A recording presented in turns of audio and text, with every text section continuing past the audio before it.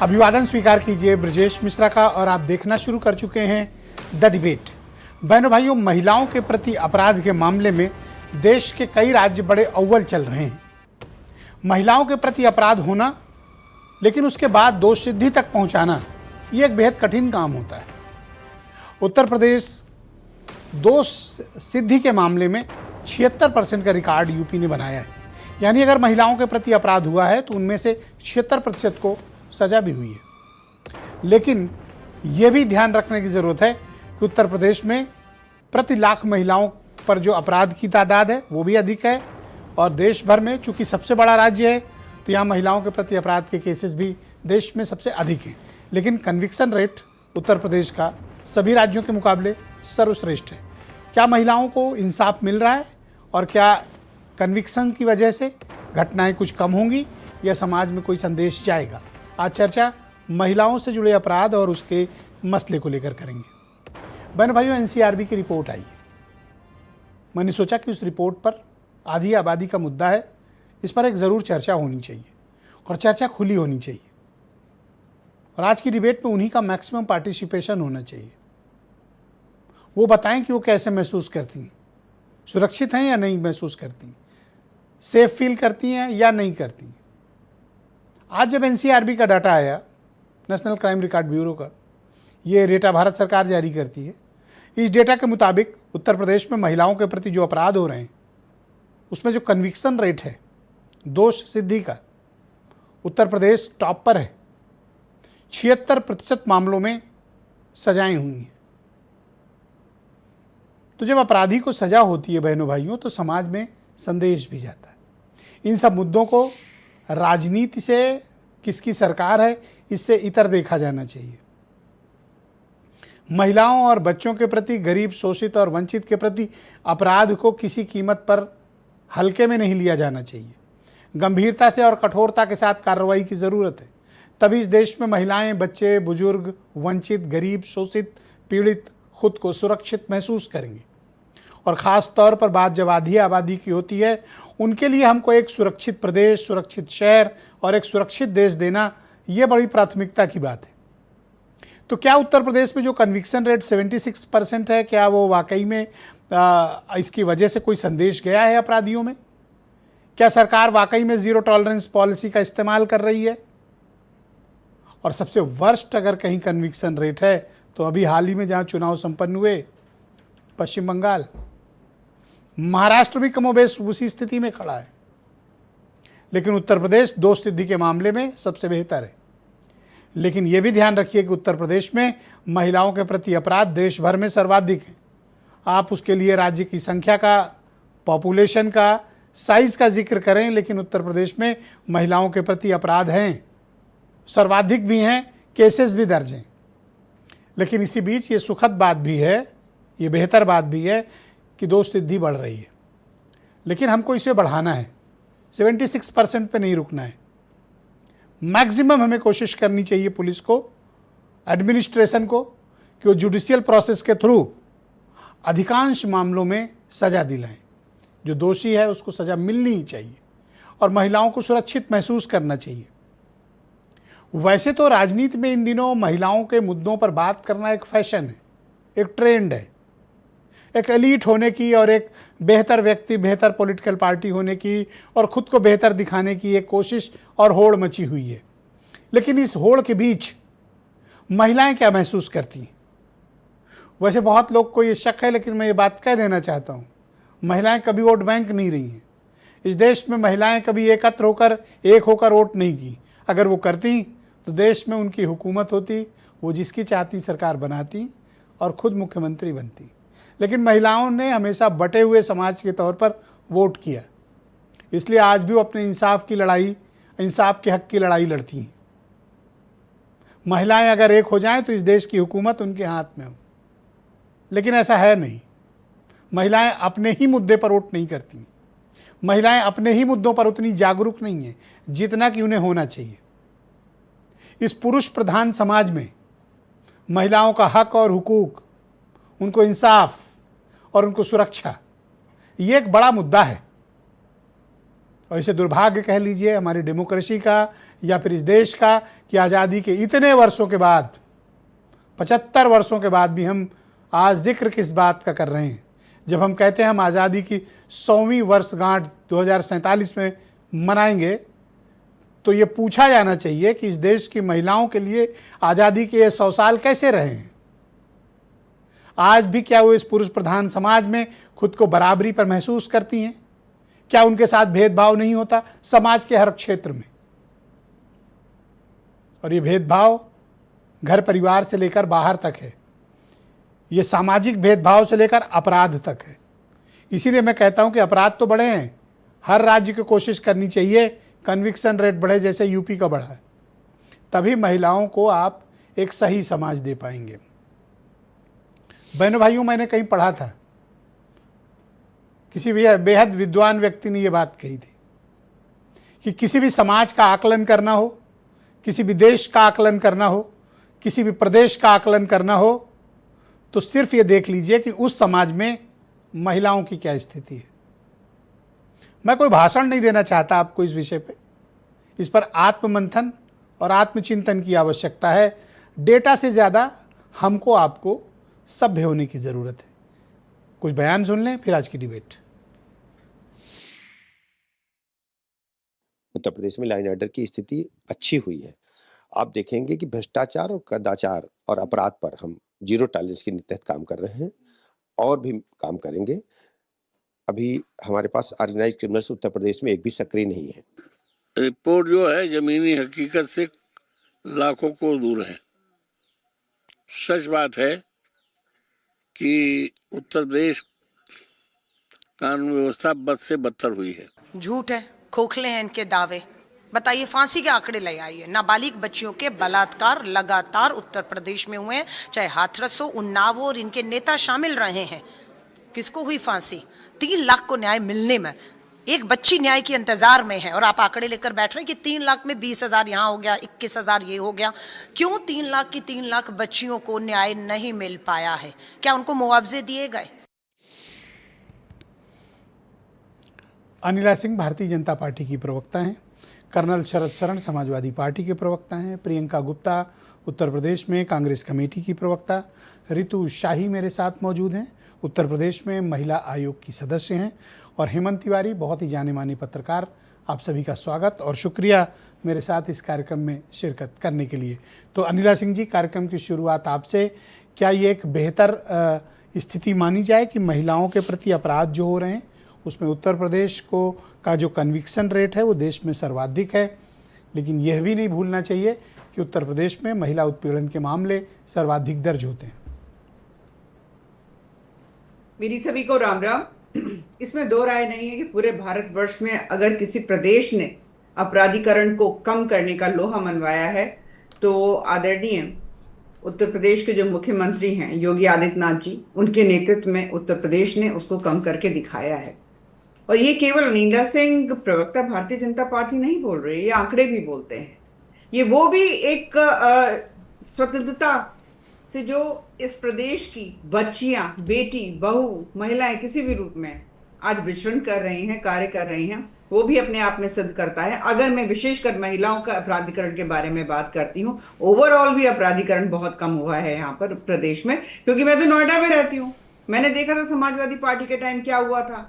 जो यहाँ इंडस्ट्रीज थी उनमें ताले लग गए थे, क्योंकि इनके यहाँ जो सबसे ज्यादा उद्योग फल फूल रहा था वो था अपहरण का, उगाही का, क्योंकि इनके साथ तो जो डॉन माफिया अपराधी वो मिलकर सरकार चलाते थे। तो जो वो डॉन माफिया अपराधी जानते हैं तो उसी का उद्योग तो बढ़ेगा। परंतु जब से भारतीय जनता पार्टी की सरकार उत्तर प्रदेश में आई है, अपराध में नकेल लगी है।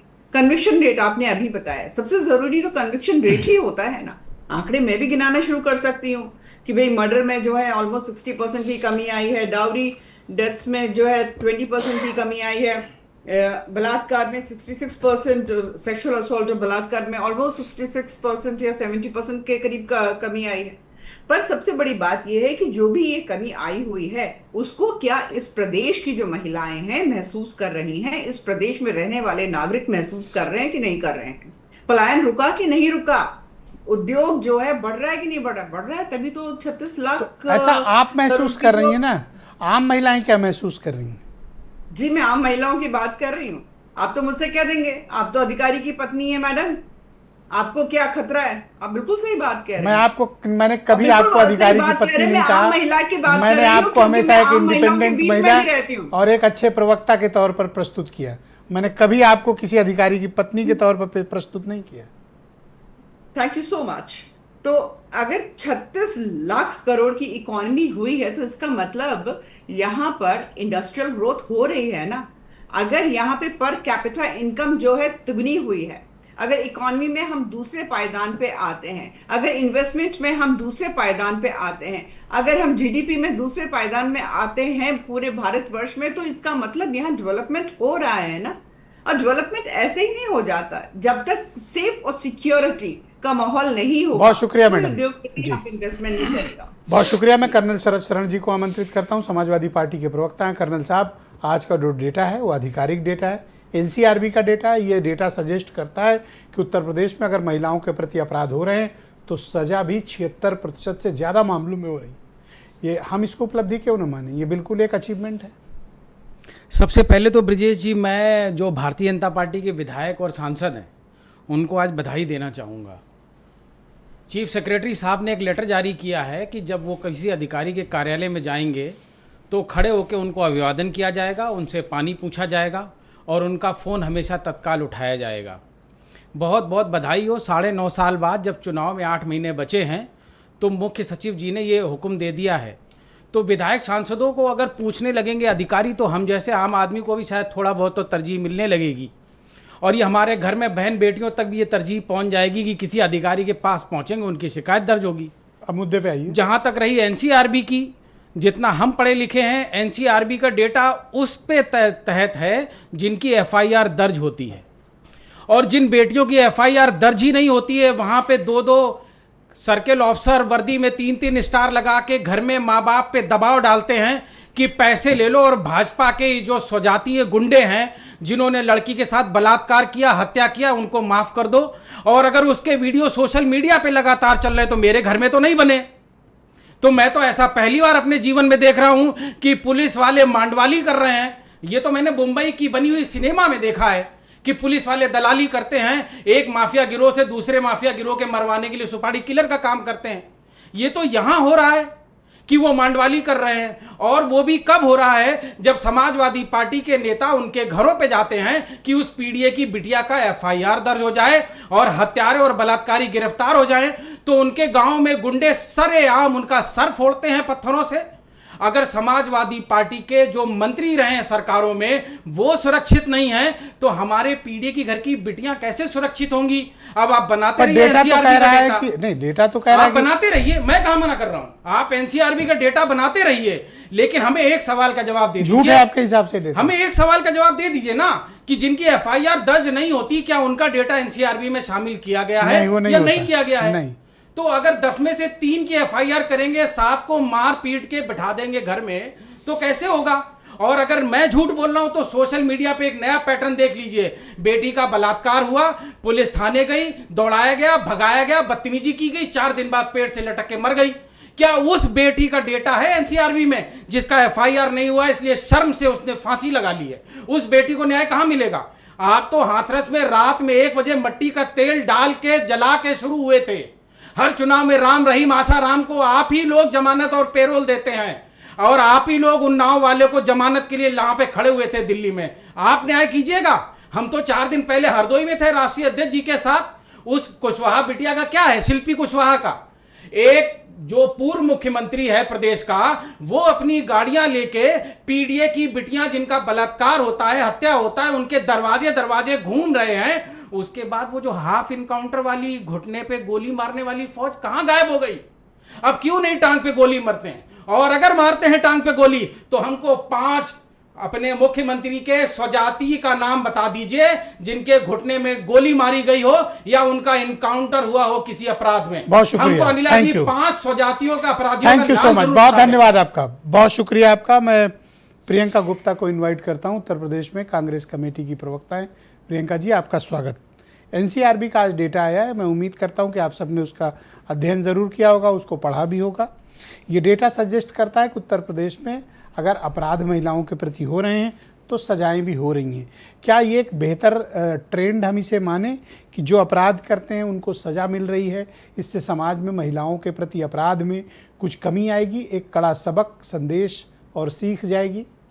क्योंकि इस डेटे में सुनील शुक्ला का जिक्र नहीं होगा, जो कांस्टेबल था जिसने एक्सपोज किया कि किस तरीके से हर सिपाही से 2,000 रुपये लिए जाते हैं और जो नहीं देता है उसके साथ किस तरीके का सलूक होता है, वो बेचारा खुद ही बता रहा था। तो ये हकीकत है कि किस तरीके से FIR दर्ज होती है। अगर दर्ज होती तो उन्नाव में इस बेटी को अपने ऊपर पेट्रोल डालने की ज़रूरत नहीं आन पड़ती अगर उसकी FIR दर्ज हो जाती। आप बताइए, हाथरस में उस बेटी पर पेट्रोल नहीं डाला जाता जब वो रात के जो है 2 बजे के करीब। तो वास्तविकता ये, गाजीपुर में आप देखिए किस तरीके से FIR अगर समय से दर्ज कर दी जाती तो क्यों विपक्ष जाके वहाँ पे पत्थर खा रहा होता, ये भी एक सवाल उठता है। तीसरी चीज़ मैं कहना चाहूँगी, जिस तरह से बरेली में BJP के नेता महिला को छेड़छाड़ में पकड़े जाते हैं, उसके बाद फतेहपुर में मंगेतर के सामने BJP का नेता रेप करता है, और आप देखिए गाजियाबाद में 14 साल की बच्ची जिसकी माँ सोशल मीडिया का सहारा लेती है, तब जाकर कहीं उसकी FIR दर्ज नहीं हो रही थी, इसीलिए सोशल मीडिया का उसने सहारा लिया, तब जाके कहीं FIR दर्ज हुई होगी। अभी हुई कि नहीं पता नहीं। अब बताइए, वाराणसी में ऑटो में, आज का है मेरे ख्याल से, वाराणसी में ऑटो में बच्चियां जा रही हैं और सौदे जो है वो बाइक से उसको छेड़ रहे हैं। तो ये उत्तर प्रदेश के हाल हैं, और उत्तर प्रदेश में किस तरीके से अपना सीना ठोक रहे हैं मुझे समझ नहीं आता। आप इनकी स्कीम्स सुन लीजिए, पिंक बूथ, उस पर आज तक कौन सी समस्या हल हुई है मुझे नहीं पता, क्योंकि वहाँ तो मक्खी भी नहीं भिनभिनाती दिखती है। दूसरा, इनका बेटी बचाओ अभियान, वो तो पूरा खर्चा ही उसका प्रचार प्रसार में हो जाता है। तीसरा, आप जो इनका रोमियो स्क्वाड है वो क्या करता है वो सबको पता है, कहीं उसका कुछ पता आपको चलता सरकार के हर प्रयास में नकारात्मकता ही क्यों दिखती है? भाई सरकार के प्रयास में इंसाफ भी तो नकारात्मक, मिल रहा है, 76% का इंसाफ मिल रहा है। अरे भाई इनके जो सबसे बड़ी समस्या सुनिए क्या है। भारतीय जनता पार्टी के अगर नेता सुधर जाएं, मंत्री सुधर जाएं और महिलाओं का सम्मान करने लगे तो आधी समस्या ब्रजेश जी अपने आप खत्म हो जाएगी। क्योंकि असलियत ये है कि ये पार्टी ही महिलाओं का सम्मान नहीं करती। इनकी खुद की पार्टी में अभी वो महोबा की महिला जो थी जिसने आरोप लगाया था, उसके बाद पैचअप किया, अभी इसके बाद गाजियाबाद में देखिए किस तरीके से इनकी खुद की पार्टी की महिलाएं निकल कर सामने आ रही हैं और कह रही हैं कि किस तरीके से अश्लील मैसेज किए जा रहे हैं। ये हकीकत है भारतीय जनता पार्टी की, जिसका चाल चरित्र चेहरा सबके सामने है। आप लोग जब निकलती हैं बाहर तो खुद को सुरक्षित महसूस करती हैं, सेफ फील करती हैं? आप लोग का व्यक्तिगत अनुभव क्या है? देखिए, सबसे चीज़ मैं ये कहूँगी कि जो जिसको लोकल ट्रेन में सफ़र करना पड़ता है, लोकल कन्वेंस लेना पड़ता है, जिसको पैदल चलना पड़ता है, अपनी चीजें, ये तो समस्याएं उनकी हैं। ये समस्याएं उन गरीब परिवारों की हैं, उन दलित बच्चियों की हैं, उन इलाकों की हैं जहां दूर दराज तक न कैमरे का कोई सुविधा है। हम लोग जहां रहते हैं वहां कैमरे लगे हुए हैं। आप किस तरीके का अपराध करेंगे? हम अपनी व्हीकल से चल रहे हैं, तो समस्या उनके सामने है। हम और आप यहाँ टेलीविजन पर बैठकर इस समस्या का समाधान नहीं कर सकते। गांव देहात में जाइए, इस समस्या का आपको पता चलेगा कि कितनी भीषण समस्या है। महिलाओं को आज भी जो है खेत में जाना मुश्किल है, स्कूल में जाना मुश्किल है। और ये उत्तर प्रदेश की सरकार क्या कर रही है? स्कूल बंद करके शराब की दुकानें खोल रही है। आज पीलीभीत में जिस तरीके का हंगामा वहां की महिलाओं ने किया, 6 महिलाएं घायल हो गई पीलीभीत में। किस लिए? कि वो चाहती थी कि शराब की दुकान न खुले। आपको खुशी नहीं हुई, तसल्ली नहीं हुई कि 76% का कन्विक्शन रेट है यूपी में? देखिए, अगर NCRB का आंकड़ा भी उठा लीजिए तो उत्तर प्रदेश नंबर 1। ये FIR के डेटा पांच राज्य, बाकी के 5 राज्य भी भारतीय जनता पार्टी के ही राज्य हैं। नीट की वो छात्रा बिहार की, आप देख लीजिए क्या इंसाफ मिला उसको। राम रहीम जो है और आशाराम बापू क्या है, पेरोल पे घूमते रहते हैं। बहुत शुक्रिया आपका। मैं ऋतु शाही जी को आमंत्रित करता हूं। उत्तर प्रदेश में महिला आयोग की सदस्य हैं। ऋतु जी, आपका स्वागत और धन्यवाद। आप इस डेटा का विश्लेषण जो NCRB ने जारी किया है, आप खुद महिला आयोग की मेंबर हैं, आप क्या इस डेटा से संतुष्ट हैं? और दूसरा, आप लोगों के समक्ष जिस प्रकार की शिकायतें आती हैं, जैसे मसले आते हैं, महिलाओं के प्रति समाज का नज़रिया बदला, कोई तब्दीली आपने महसूस की, या उनके साथ मामलात और बढ़ रहे हैं? देखिए, महिलाओं की सुरक्षा की बात करें तो उत्तर प्रदेश सबसे आगे रहता है, महिला अपराध सबसे आगे है। और चाहे महिलाओं की सुरक्षा की बात हो, शिक्षा की बात हो, स्वास्थ्य की बात हो, और महिलाएं जो है शिक्षित, सुरक्षित ही नहीं सशक्त भी हो रही हैं और हर क्षेत्र में बढ़ चढ़ के आगे भी आ रही हैं। महिलाओं का जी आप बोलें, शिक्षा के साथ आप आराम से बोलें। हर क्षेत्र में, मेडिकल के क्षेत्र में भी संख्या बढ़ी है उनकी। जी। इंजीनियरिंग के क्षेत्र में भी बढ़ी, यहाँ तक कि यूपीएससी के भी जो रिजल्ट आते हैं उसमें सबसे बेहतर देखिए महिलाएं ही कर रही है। क्यों? क्योंकि उनको सुख सुविधाएं, साधन, सुरक्षा मिल रही, तभी तो।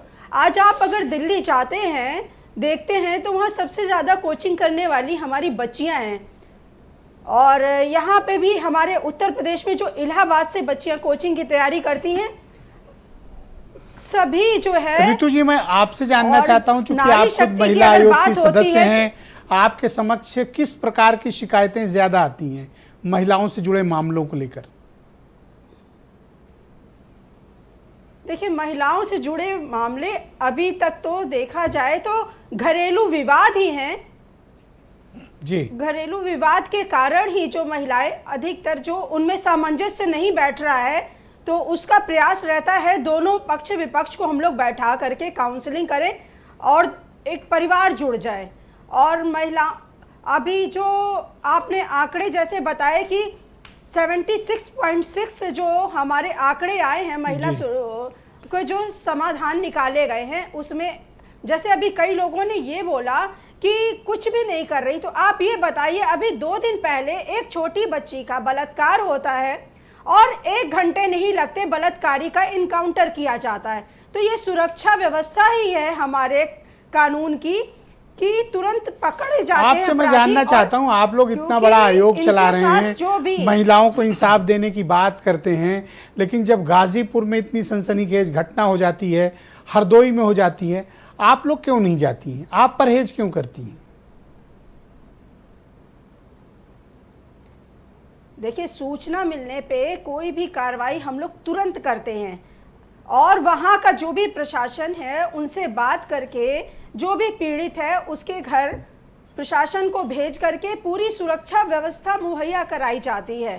क्योंकि महिला आयोग का काम ही है कि महिलाओं को सुरक्षित करना और उनको उनके जो हित के लिए बातें हों वो उनको बताना। जी, बहुत शुक्रिया आपका ऋतु जी, हमारे साथ कृपया बनी रहिएगा। मैं इस पर चर्चा को आगे बढ़ाता हूं और उत्तर प्रदेश के बहुत ही प्रतिष्ठित जाने माने पत्रकार हेमंत तिवारी जी भी मेरे साथ इस वक्त मौजूद हैं। हेमंत जी, आज कन्विक्शन रेट जो जारी हुआ है एनसीआरबी का, वो जैसा कि मैं जिक्र कर रहा था कि उत्तर प्रदेश इस मामले में दूसरे राज्यों के मुकाबले बहुत अच्छा है। अगर आप यही चीज़ महाराष्ट्र में देखें, जो बहुत एलीट और बहुत ही आर्थिक तौर पर संपन्न समाज माना जाता है, वहाँ कन्विक्शन रेट हेमंत जी सिर्फ 8% है, पश्चिम बंगाल में 7% है, तमिलनाडु में 23% है, केरल में 17% है। इस मामले में प्रोसिक्यूशन डिपार्टमेंट और यूपी पुलिस की जांच और उनका जो जुडिशियल प्रोसेस है उसकी प्रशंसा होनी चाहिए कि कम से कम 100 में से मामले दर्ज होते हैं तो 76 मामलों में ये सज़ा दिलाने में कामयाब होते हैं। लेकिन क्या महिलाओं के प्रति जो अपराध हैं इस कन्विक्शन रेट के कारण कम हो पाएंगे या नहीं? कोई सीख, संदेश, सबक जा रहा है समाज में?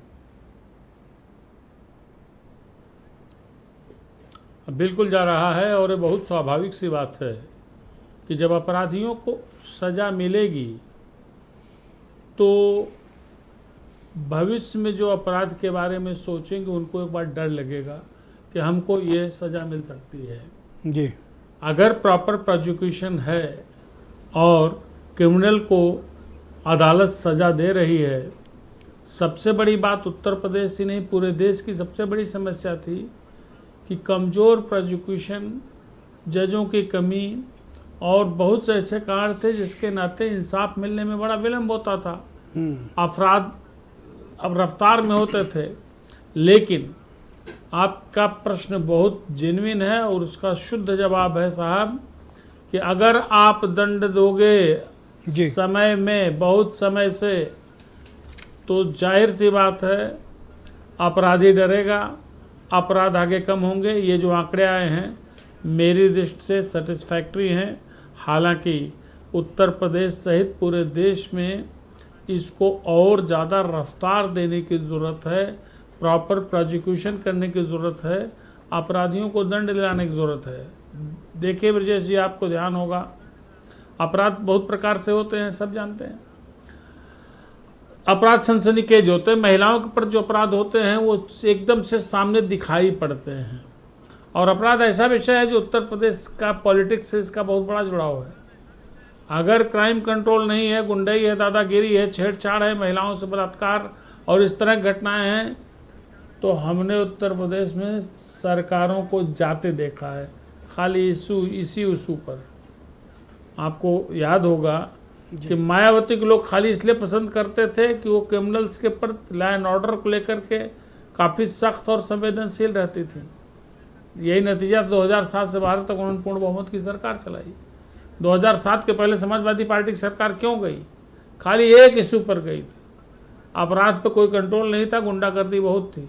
वो चाहे महिलाओं के प्रति अपराध हों, चाहे ज़मीन कब्जे हों, चाहे सरेआम गोली मारने की घटना हो। हालांकि अखिलेश यादव ने इसको दुरुस्त करने की कोशिश की 12 से 17 तक, लेकिन एक आरोप अपोजिशन लगाता है कि सरकार में कंट्रोल को लेकर घटनाओं को मैनिपुलेट किया जाता है, घटनाओं के बाद इंसाफ नहीं दिया जाता है। इंसाफ मांगने पर जिस प्रकार का अत्याचार और जुल्म होता है पीड़ित परिवारों पर, उसके एक नहीं कई उदाहरण हैं।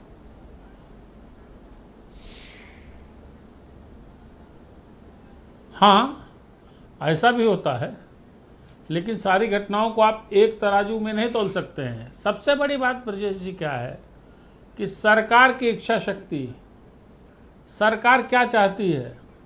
सरकार चाह ले तो गुंडई बढ़ेगी, सरकार सख्त हो ले, पुलिसिंग दुरुस्त कर ले, महिलाओं के प्रति संवेदनशीलता बढ़े, तो किसकी औकात है घटनाएं कर दे। और इसमें कोई शक नहीं, अपोजिशन को खराब लग सकता है, लेकिन लॉ एंड ऑर्डर और क्राइम कंट्रोल के इशू पर योगी सरकार का परफॉर्मेंस कंपैरेटिवली अन्य सरकारों के मुकाबले बेहतर रहा है। इसको सब जानते हैं, सबने देखा है। तो इसमें कोई तो क्या महिलाएं अब समाज में पहले के मुकाबले ज्यादा सुरक्षित महसूस कर रही हैं, या फिर ये सिर्फ आंकड़ेबाजी है? जी, महिलाएं खुद को सुरक्षित महसूस भी कर रही हैं, या तो सिर्फ ये आंकड़ेबाजी है? देखिए, रामराज की स्थिति तो कभी नहीं आनी है, समाज है, समाज में अपराध होते रहेंगे, लेकिन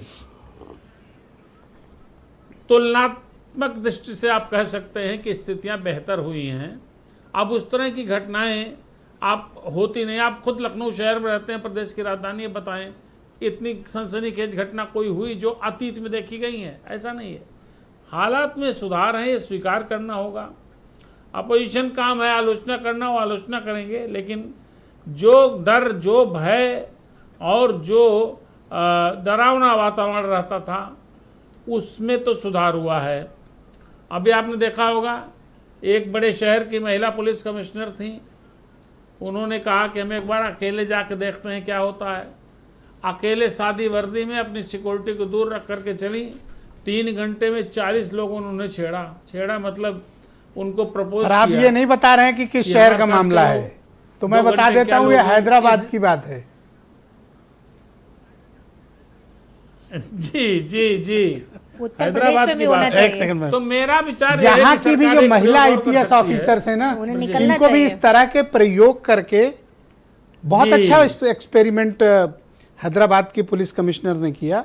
मैं तो कहता हूँ जितनी भी बड़ी महिला आईपीएस अधिकारी हैं जो इम्पोर्टेंट पोजीशन पे हैं, उनको इस तरह के प्रयोग जाके महसूस करके देखना चाहिए। आंकड़े में तो है, ठीक है, 76% आप देते हैं, बिल्कुल सही कहा आपने, पर आपने जो ध्यान दिलाया है हेमंत जी, वो बड़ी मार्के की बात है। मैं यही कहने जा रहा था कि उत्तर प्रदेश में पर्याप्त संख्या में महिला आईपीएस अफसर हैं। हालांकि योगी सरकार ने नोएडा जैसे प्रमुख शहर में महिला आईपीएस अफसर को कमिश्नर बनाया। तो चलिए, आपकी भारी डिमांड पर और अनिला जी की भी डिमांड पर आप देख रहे होंगे, मैं नोएडा की पुलिस कमिश्नर से ये बात कहना चाहता हूँ इस डिबेट में कि वो स्वयं एक बार इस तरह फील्ड में उतरकर मौके का आकलन कर लें कि महिलाओं को क्या सुरक्षा है। अगर वो ऐसा करती हैं और उसकी जानकारी आती है, तो ये एक अच्छा संदेश, सीख और सबक बाकी अफसरों को भी जाएगा। तो नोएडा पुलिस कमिश्नर को अपने यहाँ इस तरह की एक पहल करनी चाहिए, खुद सादे ड्रेस में जाके महिलाओं की सेफ्टी कितनी है, उनकी सुरक्षा सम्मान कितना है, उनके प्रति आचरण कैसा है, इसको मौके पर चेक करना चाहिए। हेमंत जी, ब्रजेश जी, खाली नोएडा ही क्यों? एक एग्जाम्पल के तौर पे, चूंकि सबसे बड़ी पोस्ट पर है, कानपुर में, बड़े शहरों में, छोटे शहरों में जहां आईपीएस, अब लखनऊ में एक टाइम पे 3 डीसीपी महिला रही हैं, अभी भी 1-2 महिलाएं यहाँ डीसीपी हैं, और भी शहरों में महिला अधिकारी हैं।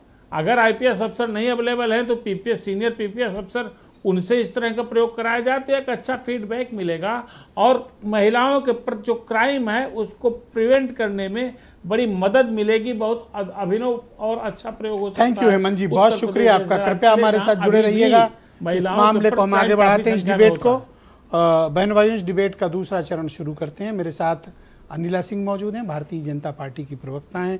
अनिला जी, आंकड़ों में तो ठीक है कि सजाएं हो रही हैं, लोग अपराध कर रहे हैं तो उन्हें सजा भी मिल रही है, लेकिन इसको मौके पर जाकर महसूस करने की ज़रूरत है कि कहीं ये आंकड़े ही तो सिर्फ नहीं है ना, महिलाओं को वाकई में सुरक्षा मिल रही है या नहीं मिल रही है, वो खुद को सेफ फील कर रही हैं पब्लिक प्लेसेस में या नहीं, पब्लिक ट्रांसपोर्ट में या नहीं, ऑफिसेज में या नहीं। मैं तो आपको आमंत्रित करती हूँ, आपने नोएडा का जिक्र किया है, उत्तर प्रदेश के किसी भी जिले में आप एट रेंडमली आप उसकी जांच करवाइए कि महिलाएं जो है सुरक्षित महसूस कर रही हैं कि नहीं कर रही। मैं नोएडा में रहती हूँ, ठीक है, नोएडा में मैं अच्छी तरीके से जानती हूँ कि यहाँ पे जो बेटियां रात में जो ऑफिस वर्क से अपना ऑफिस वर्क खत्म कर कर घर आती हैं या रात में अपना ऑफिस अटेंड करने के लिए जाती हैं, बिल्कुल सेफ है। या मैं ये कहती हूँ वीकेंड में यहाँ पे दिल्ली एनसीआर में जैसे कि बाकी मेट्रो सिटीज में होता है, वीकेंड में पार्टी कल्चर बहुत है, तो रात बिरात बेटियां जो हैं अगर आ रही हैं, घर आ रही हैं, कोई चिंता का विषय नहीं है, आराम से अपने अपने घर पहुंचती हैं। तो मैं आपको बिल्कुल सभी जिम्मेवारियों के साथ इस चीज को कहती हूँ कि बेहद सुरक्षित है। पहले का टाइम तो हम अच्छी तरीके से जानते हैं ना, क्या रहता था, देख सब पाई बिटिया घबराई। अभी मैं शुरू हो जाती हूँ कि 2013 में किस प्रकार से एक बिटिया के साथ क्या हुआ था, तभी तो मुजफ्फरनगर कांड हुआ। पिकअप नंबर है इसके, कितने कांड, किस प्रकार से जो पिछड़े जितनी शिद्दत से आप मुझे कह रही हैं कि मैं चेक करा लूं, इतनी शिद्दत से आप कर्नल साहब को और प्रियंका गुप्ता को चैलेंज करिए कि इनके पदाधिकारी, इनके कार्यकर्ता अच्छी बात कही विजय जी, उतनी शिद्दत से आप इनको चुनौती दीजिए। बिल्कुल पूरी शिद्दत से मैं पूछना चाहूंगी कांग्रेस की प्रवक्ता से। मैं इंतजार कर रही थी, पूरे दिन इंतजार कर रही थी कि इन लोगों के जो मोटर माउथ स्पोक्स पर्सन हैं या ये डुप्लीकेट गांधी फैमिली है, कुछ तो रिएक्शन दिखाएंगे। एक वीडियो बड़ा वायरल हो रहा है, आपने भी जरूर देखा होगा, केरला का, तिरुवनंतपुरम का। वहां पे किस प्रकार से इनका एक कांग्रेस नेता जबरदस्ती जो एक महिला एमएलए है उसको गले लगाने की कोशिश कर रहा है, जबरदस्ती, खूब वायरल हो रहा है। जी बिल्कुल देखा था, हेमंत जी ने भेजा था मुझे। और इनके मैं 10 चीजें और गिनाऊं कि किस प्रकार से कहा जाता है इनके नेताओं के द्वारा कि अगर बलात्कार नहीं रोक सको तो उसका आनंद उठाओ। मैं इसमें नहीं जाना चाहती हूँ, मैं अपनी सरकार की बात करना चाहती हूँ। आप इनको चुनौती दीजिए कि ये लोग चेक करके आपको रिपोर्ट दें। अरे भैया, ये लोग तो अपने ही कार्यकर्ताओं के साथ अपराध करवाएंगे वहां पर, अपने ही कार्यकर्ताओं को भेज कर। मैं क्यों कहूँ इन लोगों को, इनको करना है अपने आप करें। मैं आपसे भी कर सकती हूँ क्योंकि आपने मेरे से प्रश्न किया, मैं आपसे कह सकती हूँ। प्रियंका जी एक सेकंड रुकिए, उनको कंप्लीट कर लेंगे, मैं आपको समय दूंगा, वायदा। अब देखिए चैलेंज लेने को नहीं तैयार। जो आज की तारीख में वायरल हो रहा है वीडियो की किस प्रकार से, और इसीलिए इनके यहाँ की पता नहीं कितनी महिला कार्यकर्ता, वर्कर्स, लीडर्स जो है इनकी पार्टी को छोड़ चुकी हैं। हमारी पार्टी में बहुत सारी आई हैं। बहुत शुक्रिया आपका। मैं कर्नल शरद शरण जी को आमंत्रित करता हूँ, समाजवादी पार्टी के प्रवक्ता। मैं आपसे जानना चाहता हूँ, इतना ही समय दे दीजिएगा जितना इनको दिया, बस 3.5 मिनट लिया इन्होंने, उतना ही गिन के आपको दूंगा, लेकिन सवाल ले लो जी, पहले सवाल तो कर लेंगे। चैलेंज का बाद में करें, चैलेंज का बाद में देख सपाई जी। बिटिया घबराई, मैं थोड़ी कह रहा हूँ, आप कह रहे हो। भारतीय जनता पार्टी महिला मोर्चा की नेता कितनी घबराई हुई उसका एग्जाम्पल ले लीजिए। पहले अगर पुरुष महिलाओं पे अत्याचार को अनदेखा करे तो पाप है, और कोई महिला अगर ऐसे अपराधों का बचाव करे तो महापाप है, और सत्ता में बैठ के अगर कार्य कर रही हो तो इससे बड़ा पाप धरा पे नहीं है। अब उदाहरण ले लीजिए, आपके जिले के बगल में आज की घटना गाजियाबाद की महिला मोर्चा की उपाध्यक्ष हैं, उन्होंने मीडिया में आके बोला है कि जिला का उपाध्यक्ष रात में गंदे गंदे व्हाट्सएप मैसेज करता है और रात में हमको गंदे गंदे फोन करता है। हम वीडियो यहां नहीं चलाना चाहते, ये सामने हम चलाएंगे नहीं, और लेकिन हम जनता से कहेंगे कि जाइए और गूगल पे सर्च करिए, ट्विटर पे सर्च करिए। गाजियाबाद महिला मोर्चा भाजपा की उपाध्यक्ष ने आज मीडिया में बोला है कि जिला उपाध्यक्ष उसको रात में व्हाट्सएप पे गंदे गंदे मैसेज भेजता है। और बबीना की महिला की पंचायत के लिए जैसे आपने नेत्री लखनऊ से भेजी थी और जिस शर्मिंदगी भरी नजर से उस महिला ने बोला था कि भैया आप दबाव है, अब बात खत्म कर देते हैं, आपने जिला अध्यक्ष को हटाया नहीं। आपसे एक निवेदन है, 2 ले लीजिए, क्योंकि आपने चैलेंज किया है ना। अखिलेश जी ने 10-90 की इस व्यवस्था शुरू की थी यहां पे, ताकि जो गांव में बेटियां शर्मिंदगी से पुलिस के पास ना जा पाए तो 10-90 पे महिलाओं से बात करके कंप्लेंट दर्ज करा दें। उन बेटियों को मार मार के आप बार बार इको गार्डन जाती हैं, उनकी तनख्वाह ठीक करवा दिए ताकि महिलाएं उनको फोन करके रिपोर्ट करा सकें। और दूसरा आपसे निवेदन है, हमारी पीडीए की बेटियां और समाज की बेटियां छोड़ दीजिए, कम से कम भारतीय जनता पार्टी की महिला मोर्चा की जो नेत्रियों के साथ जिस तरीके से अभद्रता और गंवारपन का व्यवहार आपके भाजपा के नेता कर रहे हैं, मेरा आपसे हाथ जोड़ के है, अपने घर के नेताओं को, महिला नेत्रियों को बचा लीजिए, इतना एहसान जरूर कर दीजिए। और चुनौती देने से पहले अपने कर्म ठीक कर लीजिए और हो सके तो इस महापाप को धो लीजिए जो आपके जिले के बगल के जिले में आज हुआ है, 24 घंटे के अंदर हुआ है। बस 30 सेकंड और लूंगा। उत्तर प्रदेश का नाम एक चीज के लिए पिछले 5 साल से पूरे देश में प्रसिद्ध है, ऐसी महिलाओं के और पुरुषों के खिलाफ सबसे ज्यादा उत्पीड़न के केस एनसीआरबी के डेटा में हैं यहां पर। और दूसरी और अंतिम बात, थैंक यू, धन्यवाद। दूसरी और अंतिम बात, लखनऊ पूरे देश में अपराध में 6ठे नंबर पे है। आपको बधाई हो, हम इसको सुधारेंगे जब समाजवादी आएंगे। ऑल राइट, प्रियंका गुप्ता जी, मैं आपको तसल्ली हो गई, समय मिल गया ना आपको, अब तो कोई शिकायत नहीं है। पन्ना तो भरा हुआ है लेकिन समय की अब कमी। मैं स्पीच के लिए तो अलाउ नहीं कर सकता, मैं उसके लिए तो मैं अपना तो मंच अपराधों से सजाइए। पन्ना भर के मैं लाया। प्रियंका गुप्ता जी से पूछता हूँ, प्रियंका जी मैं आपसे जानना चाहता हूँ कि हेमंत जी ने भी अभी ये बात कही कि पहले की सरकारों के मुकाबले, पहले की आपराधिक स्थितियों के मुकाबले अब समाज में स्थिति थोड़ी इम्प्रूव हुई है, बेहतर हुई है। अपराधियों के मन में डर भी आया है कि अगर वो क्राइम करेंगे तो उन्हें सज़ा भी मिलेगी। इसका डेटा भी है, 100 में 76 मामलों में सज़ा हो रही है। ये आप लोग ज़मीन पर इसे महसूस क्यों नहीं करते? देखिए, सबसे पहला जो फॉल्ट है वो एफआईआर दर्ज करने का है। एफआईआर अगर दर्ज होती तो शायद ये आंकड़ा पता नहीं कहाँ पार कर जाता। एफआईआर दर्ज ही नहीं होती। इनका कांस्टेबल खुद कह रहा है कि 2000 रुपये प्रतिदिन के हिसाब से उसे चार्ज किया जाता है, तो वो कहाँ से लाता है? वो अपराधियों से ही तो लेगा पैसे, वो कहाँ से लाएगा? वो अपने घर से तो लेके देगा नहीं 2000 रुपये। दूसरी चीज़, भाई इनकी फाइलों में मौसम गुलाबी है, इसका मतलब ये थोड़ी ना है कि महिलाएं सुरक्षित हो गई हैं। ये प्रज्वला रवन्ना की पार्टी, ये ब्रजभूषण, कुलदीप सिंह सेंगर की पार्टी के बाद भी इतना घमंड के साथ बैठकर कह रही हैं कि ये फलाना, ये ढिमाका। अरे भाई, आपको तो शर्म से गड़ जाना चाहिए। आपको शर्म आनी चाहिए कि आपकी पार्टी ऐसे लोगों के साथ खड़ी होती है, वोट मांगती है उनके लिए, और वो भी आपके नेता, आपके जो है मंत्री। और सबसे बड़ी बात यह है कि जहां जहां अपराध होता है वहां एफआईआर क्यों दर्ज नहीं होती? आप आवाज क्यों नहीं उठाती हैं? ये महिला आयोग चुप क्यों बैठा रहता है? आखिर महिला आयोग की जरूरत क्या है? केरल वाला भी जवाब दे देती जो वीडियो वायरल है। अरे भाई, केरल में भी एक्शन लेंगे, विरोध कोई करिए। जबरदस्ती किसी से लिपटेगा? अरे बिल्कुल नहीं लिपटना चाहिए। तो पर क्या यहाँ कार्रवाई की आप लोगों पर ने? यहाँ बताइए, यहाँ इनके भारतीय जनता पार्टी के कार्यकर्ता क्या कर रहे हैं? कहीं तो आपका और उनसे मुकाबला चल रहा है? नहीं नहीं नहीं नहीं, कोई मुकाबला नहीं। कौन कितना नीचे उतरेगा? कोई मुकाबला नहीं। अगर महिला के साथ अपराध हमारी पार्टी में होगा तो हम भी पूरी तरीके से खड़े होंगे, लेकिन वो समर्थन नहीं करेंगे किसी अपराध का। लेकिन हकीकत यह है कि भारतीय जनता पार्टी की नेत्रियां चुप हो जाती हैं, मुंह पर टेप लगा लेती हैं जब कभी अपराध होता है। क्या चुनी हुई पर महोबा वाली ने तो कह दिया नहीं, वो तो मैंने आवेश में आरोप लगा दिया था। अरे भाई, महोबा में देखिए आप, आवेश में आरोप लगा दिया, यही कहा था ना। अरे भाई, ये दबाव है। नहीं, आप एक उनको बोलने महिला- दें, आप प्लीज रुकें। नहीं जी, नहीं नहीं नहीं, एक महिला पर जब आप दबाव बनाएंगे तो वो किस हद तक? सबसे बड़ी बात यह है कि वो हिम्मत जुटाकर सबके सामने आती है, वो मीडिया के सामने आती है, वो अपनी आप बीती कहती है। ये एक महिला के लिए सबसे बड़ा जो है कदम होता है। आप हर महिला उन्नाव की बेटी की तरह शक्तिशाली नहीं होती है कि वो अपने पिता का भी खो दे, अपने परिवार को भी खो दे, उसके बाद भी लड़ती रहे। इतनी शक्ति नहीं होती महिलाओं में। और जिस तरीके का अपनाया जा रहा है यहाँ पर चलन, वो अपने आप में शर्मिंदगी है कि किसी महिला को आप पैसे देकर, आज उत्तराखंड में क्या हो रहा है? उत्तराखंड में उस बच्ची को 50 लाख रुपए का ऑफर दे रहे हैं कि वो मुंह बंद कर ले। ये हकीकत है। इससे पहले भी भारतीय जनता पार्टी चाहे 2 जगह पे ऐसी जगह पे पकड़ी गई जहां पर वो सिर्फ बीच बराव करने गई और पैसे का ऑफर दे रही थी। तो ये हकीकत है। गाजीपुर में 5 लाख रुपए क्यों दिए गए? आप बता दीजिए मुझे। कंपनसेशन है वो तो। कंपनसेशन किस बात का कंपनसेशन है? किस बात का कंपनसेशन आप दे रहे हैं? ये वही जो उस opposition बच्ची को दे के आया न्याय है। नहीं दे पा रहे हैं, इस बात का कंपनसेशन आप लोग भी दे तो रहे हैं। कंपनसेशन दे के आई हैं। नहीं, वो कांग्रेस पार्टी कंपनसेशन ने भी नहीं तो है, दिया वो है। उसकी मदद है, पर सरकार को न्याय देना चाहिए। कंपनसेशन तो बात की बात है, पर सरकार न्याय नहीं देती है, सरकार FIR दर्ज नहीं बहुत करती, शुक्रिया। सरकार जी। महिलाओं की आवाज को दबाती है। बहुत शुक्रिया। रितु शाही जी मेरे साथ मौजूद हैं, उत्तर प्रदेश में महिला आयोग की सदस्य हैं। रितु जी, अपोजिशन इस डेटा को और आप लोग जो उदाहरण प्रस्तुत कर रही हैं उसको स्वीकार नहीं कर रहा, और उसके पीछे उनके अपने तर्क हैं। क्या राजनीतिक कारणों से ये आरोप प्रत्यारोप हैं, या पॉलिटिकल मामलों में अपराध ज्यादा बढ़ गया है?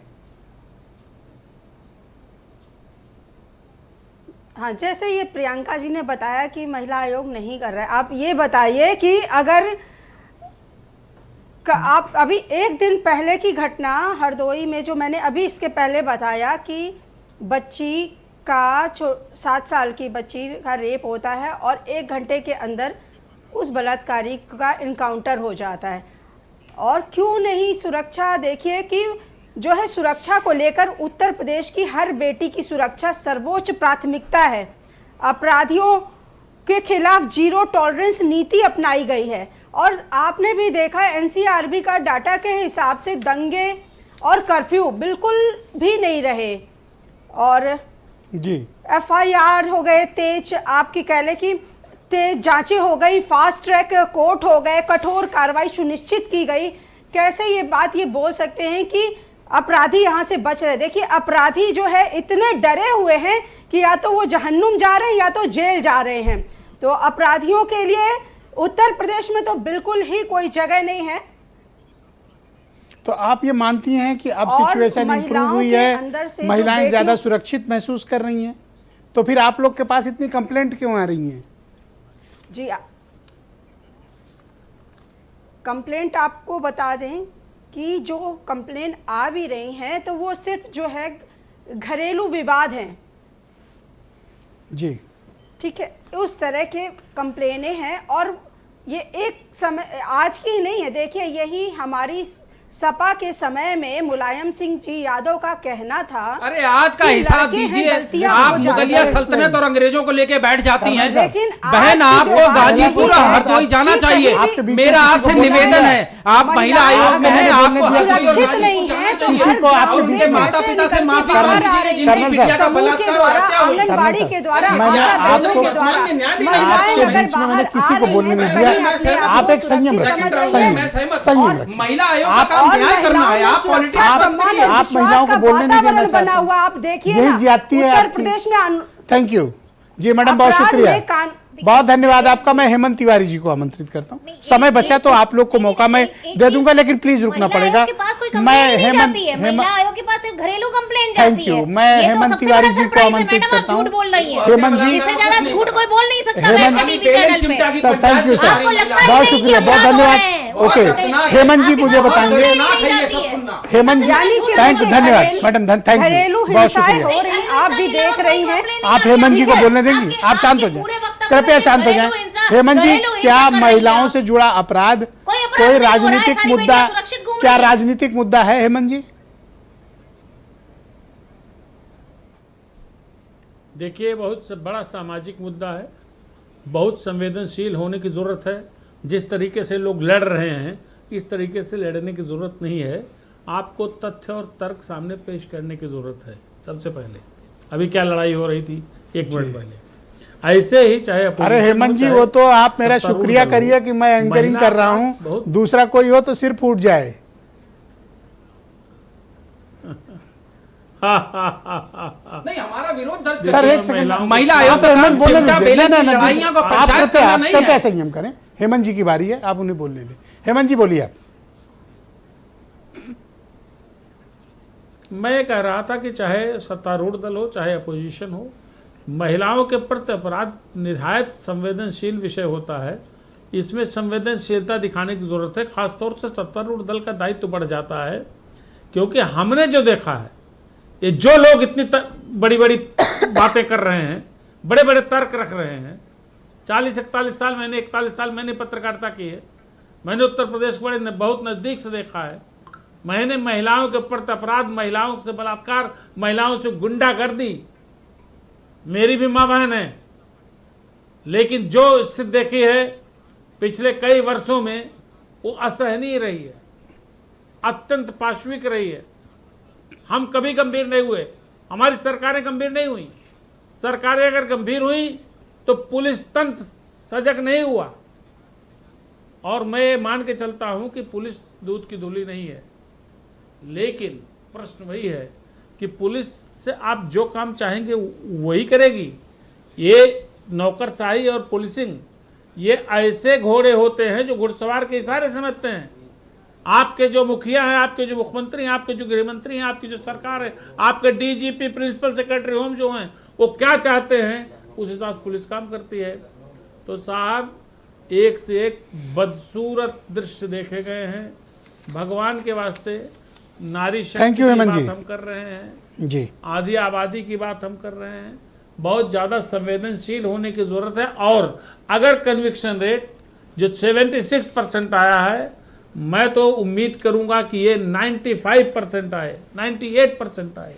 और यही नहीं, तत्काल मौके पे जो कार्रवाई होती जिससे अपराधियों में दहशत फैलती है, वो कार्रवाई भी और सख्त होनी चाहिए। जैसे भी हरदोई की घटना के इन्होंने वो किया, 20 घटनाएं हमने पिछले कुछ वर्षों में ऐसी देखी। ब्रजेश, बहुत महत्वपूर्ण बात बता रहा हूँ, जिसमें हाफ एनकाउंटर हुए, महिलाओं के प्रति अत्याचार, लड़कियों के साथ बलात्कार या इस तरह के। ये हाफ इनकाउंटर क्या होता है? दहशत फैलती है। मैंने ये शब्द पहली बार सुना। हाफ इनकाउंटर क्या होता है?